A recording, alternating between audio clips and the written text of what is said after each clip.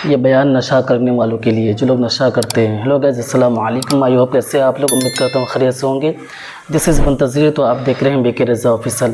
तो आज हम रेड करने वाले हैं मुफ्ती सलमान हज़री साहब के बयान पर। जो लोग नशा करते हैं, ये बयान ख़ास कर उनके लिए, तो इस बयान को ज़रूर सुने एक मरतबा। तो चलो वीडियो देखते हैं, फिर इनके बारे में बाद में बात करेंगे।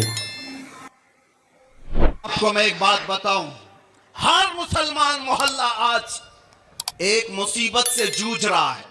एक मुसीबत, शर्म भी आती है मुझे कहते हुए और दर्द भी होता है। हर क्राउडेड मुसलमान मोहल्ला जो है वो नशा की आफत से जूझ रहा है। कौन बेचता है नशा, कौन करवाता है और कौन करता है। मैं अंदर रह करके सारे हालात देख करके आया हूं मेरे अजीज, सब चीजें देख करके आए। नशे की सारी किस्में भी पता है। इन मोहल्लों में ज्यादा क्यों बिकता है, कौन सपोर्ट करता है इनको, कौन सपोर्ट करता है। इसलिए कि दुनिया जानती है कि इनको नशा दे दे दे करके सुलाते रहो, इसलिए कि जिस दिन ये जाके कई लोगों की नींद हराम करते। ये उम्मते मुस्तफा है, ये उम्मते मुस्तफा है। कफन अपने कंधे पर लेकर चलने की आदत है इसे।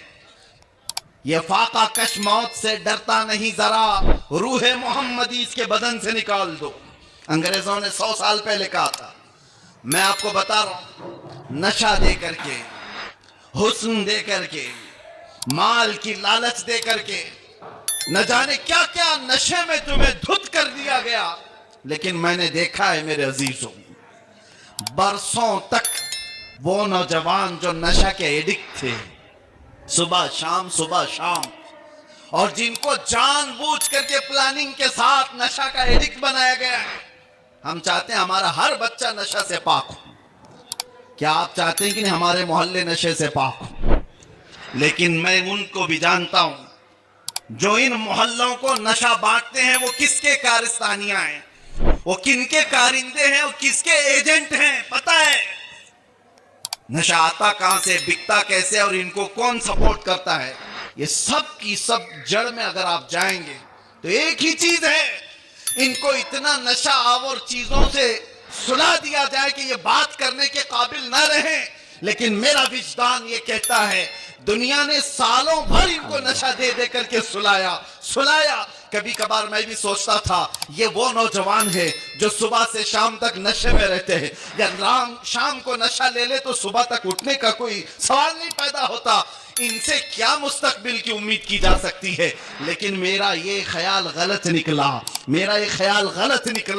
इसलिए कि सारी दुनिया मिल करके नशा बांट करके जिस कौम को सुला रही थी, हमने एक बार आई लव मोहम्मद कहा, हर मोहल्ला जागता हुआ नजर आ रहा है। नारे तकबीर, किसने जगाया? नारे रिसालत, उलमाए अहले सुन्नत, किसने जगाया? मेरे अजीजों, हमने तो सुना था कुछ नशा ऐसे हैं जो 24 घंटे तक नहीं उतरते, कुछ नशा ऐसे हैं जो 36 घंटे तक नहीं उतरते, कुछ नशा ऐसे हैं जो 48 घंटे तक नहीं उतरते। हो सकता है ऐसे सारे नशों में मुब्तला नौजवान थे, लेकिन एक नशा ऐसा है, कान में हमारे बच्चे के फूंक दो आमिना के लाल का नाम, हर तरह का नशा उतर जाता है। और फिर एक ही नशा सर चढ़ करके बोलता है, जिस गली से भी गुजरो एक 8 साल का बच्चा भी मुझे देखता है।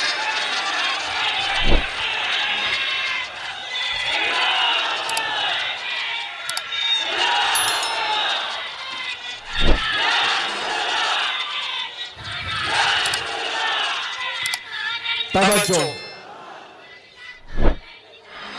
हर तरह की ताकतें तुम्हारे पीछे लगी, क्योंकि मैं हदीस बताता हूं, अबू दाऊद शरीफ की हदीस।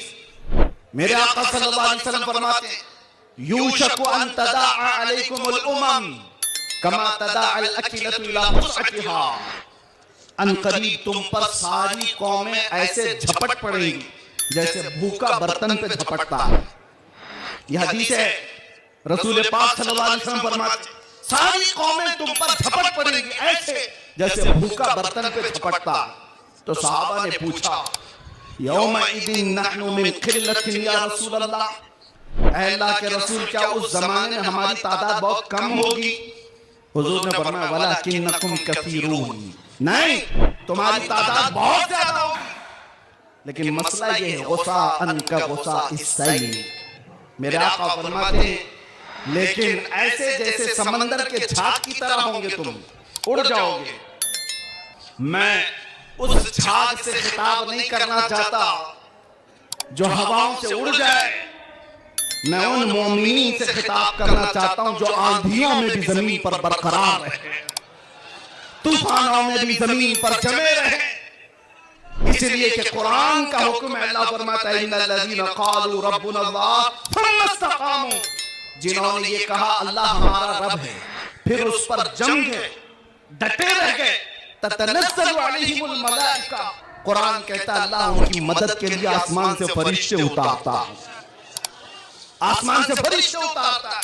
कुछ मुसीबतें आएंगी, कुछ तकलीफें आएंगी, लेकिन तुम्हें अपने ईमान के साथ समझौता नहीं करना है, तुम्हें अपने दीन के साथ समझौता नहीं करना है। बस मेरे अजीजों, वक्त बहुत कम है, मैं खुलासे की बात कर रहा हूं। अब मुझे बताओ कौन सा नशा इख्तियार करना चाहते हो? कौन सा नशा? एक नशा वो है जो शराब का है, जिसकी धुत में आकर के इंसान अपनी माँ और बीवी में फर्क नहीं कर पाता, और एक नशा वो है इश्क़ मुस्तफा का, जिससे लबरेज होते ही आदमी चटाई पर बैठकर लौहे महफूज को देख लिया करता। बताओ कौन सी बुलंदी पर जाना चाहते हो? ये वो नशा है जो 100-200 में लोग खरीद करके अपने जिस्मों को भी तबाह करते हैं और अपने ईमान का भी सौदा करते हैं, मगर मैं उस नशे की बात कर रहा हूं जिसका खुमार मौत क्या हश्र तक भी नहीं निकलता, नहीं निकलता, और जो इश्क़ मोहम्मदी में शराबूर हो जाता है, दुनिया क्या कर रही है उसे उसको कुछ फर्क ही नहीं पड़ता, कौन क्या बोल रहा है इससे उसे कुछ फर्क ही नहीं पड़ता।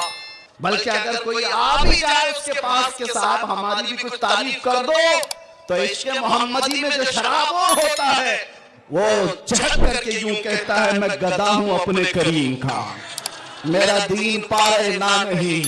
बरेली के इमाम इश्क़ मोहब्बत, शराबे इश्क़ मोहब्बत जिसने पी ली थी, उनके पास किसी ने गुलाब का फूल तोहफे में पेश किया, कहा कि हुजूर कबूल कर लीजिए, ताजा गुलाब बड़ा खूबसूरत है।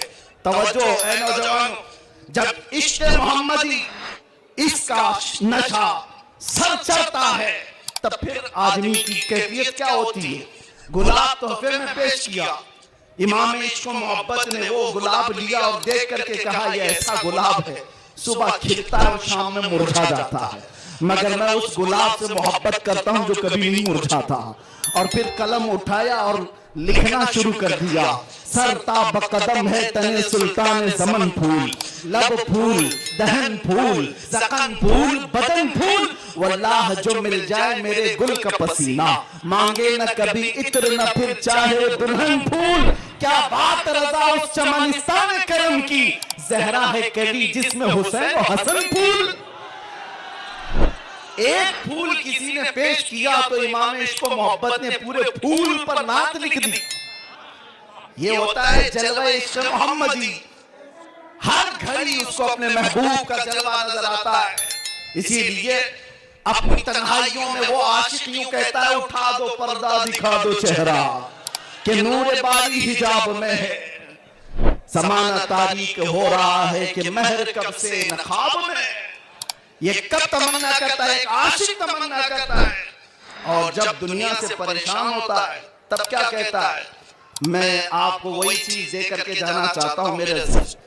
डिप्रेशन में लोग कहते हैं कि हम नशे के आदी हो गए, हमारे ऊपर टेंशन बहुत ज्यादा था तो सिगरेट पीना शुरू कर दिया और कुछ सिगरेट से आगे बढ़ गए। डिप्रेशन का इलाज नहीं है ये तुम्हारे टेंशन का इलाज नहीं है।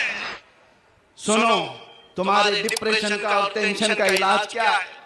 बरेली का इमाम कहता है एक ही इलाज है, उन्हें जाना उन्हें माना, न रखा गैर से काम, लिल्लाहिल हम्द मैं दुनिया से मुसलमान गया।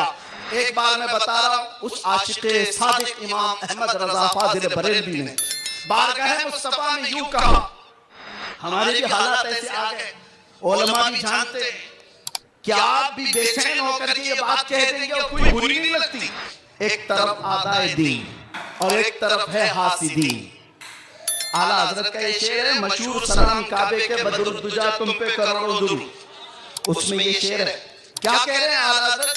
एक तरफ आदाए दीन और एक तरफ है हासिदीन। समझ रहे हो इसका मतलब? आदाए दीन के दुश्मन एक तरफ है और एक तरफ हसद करने वालों की जमात है, परेशान हो गया, कुछ अपने और कुछ गैर, सबों ने परेशान कर रखा है। और आला हज़रत ने बारगाह मुस्तफा में ये कहा था, एक तरफ आदाए दीन एक तरफ है हासिदीन। बनता है तन्हा शाह तुम पे करोड़ों दुरूद, मैं अकेला हूं मेरे आका। लेकिन बाद में फौरन ख्याल आया, किसके दरबार में ये कह रहा हूं? किसके दरबार में जो पल पल की हमारी खबर रखता है, जो रसूल अपनी हथेली में सारी दुनिया को देखता है, उससे मैं कह रहा हूं। फिर दूसरा शेर कहा, फौरन क्या कहा? या रसूल अल्लाह तुम हो हफीजो मुगीस, क्या है वो दुश्मन खबीस? तुम हो हफीजो मुगीस, क्या है वो दुश्मन खबीस? तुम हो तो फिर खौफ क्या, तुम पे करोड़ों दुरूद। हाँ तो गाइस, ये बयान आपको कैसा लगा कमेंट बॉक्स में ज़रूर बताना। जो लोग भी नशा करते हैं उसको ये वीडियो ज़रूर भेज देना, ताकि वो समझ सके किस चीज़ का नशा करना चाहिए और किस चीज़ का नहीं करना चाहिए। तो आई होप वीडियो को लाइक करके शेयर कर देना, चैनल को सब्सक्राइब कर लेना। फिर मिलते हैं नेक्स्ट वीडियो में। अल्लाह हाफिज़।